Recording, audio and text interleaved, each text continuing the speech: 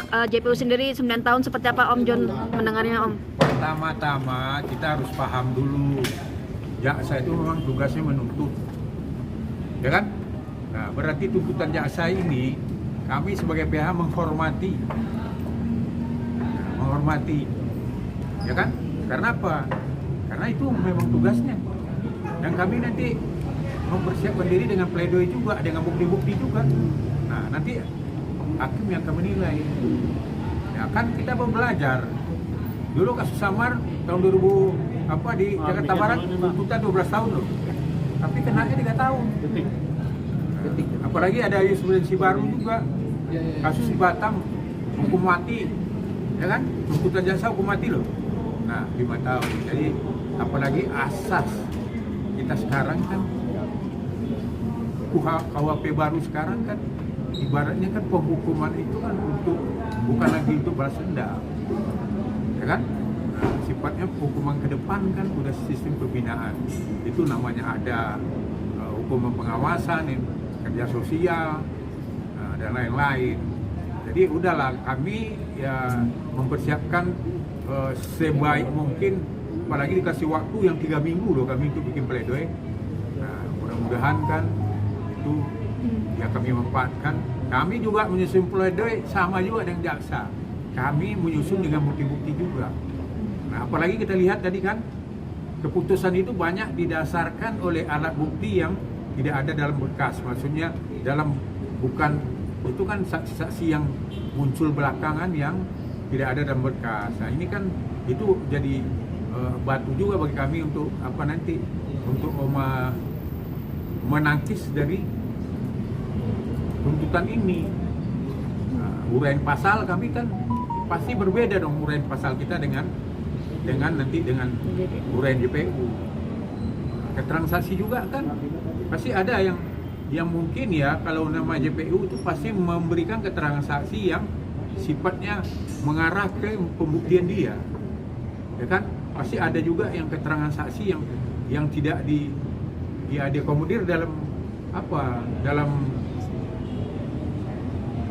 tuntutan ini. Nah, itu kan nanti akan kami munculkan juga bukti yang punya juga kami data dan informasi kan.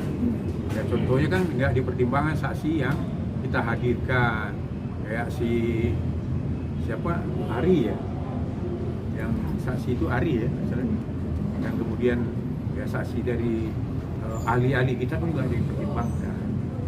Nah, kemudian saksi si Febri, ya kan? Dan tadi kan jaksa juga ada memasukkan lagi bukti baru kan. Nah itu kan ada juga nanti akan memasukkan bukti baru yang ibaratnya semacam saksi semalam yang datang itu kan ada testimoni sama kita. Dan ada juga rekaman percakapan. Nah itu kan juga akan kami masukkan.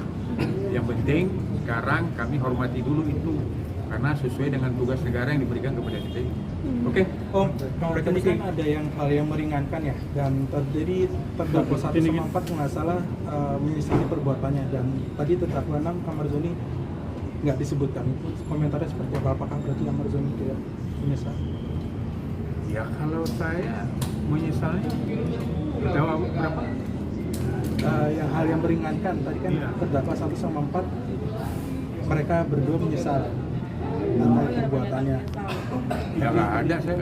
Kalau saya yang setahu saya nggak ada. Sama kuasa sidang ada nggak dia mengatakan menyesal? Ada Bang John? Hah? Ya kan sekarang kan rekan-rekan wartawan kan hadir semua juga. Ada nggak? Karena contohnya mereka kan mencabut BAP semua, berarti kan nggak ada pengakuan untuk menyesal kan?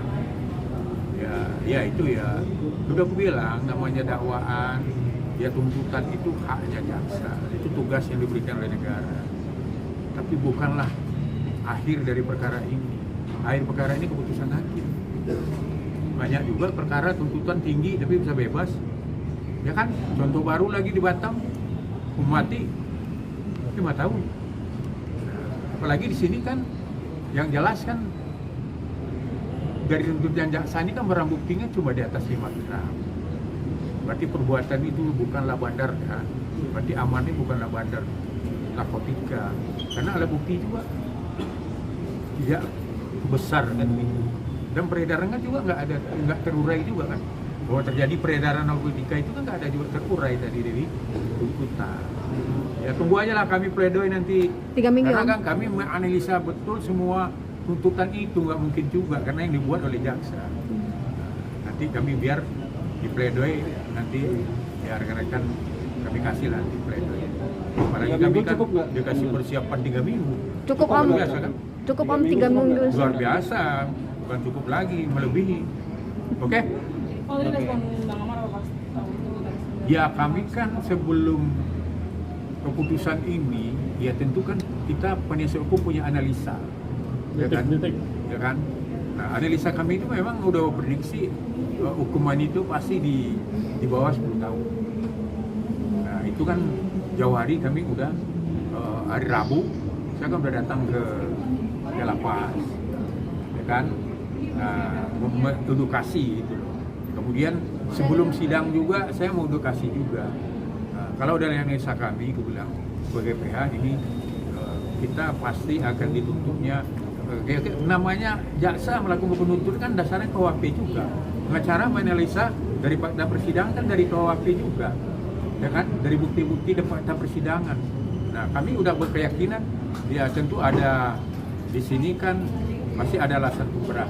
Karena Amar kan udah berapa kali. Nah, alasan ringan kan ada juga pertimbangannya kan. Nah, kalau urusan pemaaf, ya kan di situ kan memang bisa ya, tidak nampak di situ kan. Kalau alasan hukum, ya kan jelas ada perbuatan hukum sih. Tapi kan yang dibahas masalah dia tidak didampingi, ada kewajiban bagi PH, ini kan nggak dibahas. Itu biasa karena pasti jasa yang akan mencari tuntutan itu yang memberatkan. Nah, PH nanti akan mencari yang meringankan. Itu udah biasa. Bahwa PH dengan YBU selalu bertentangan, nggak mungkin nih irama.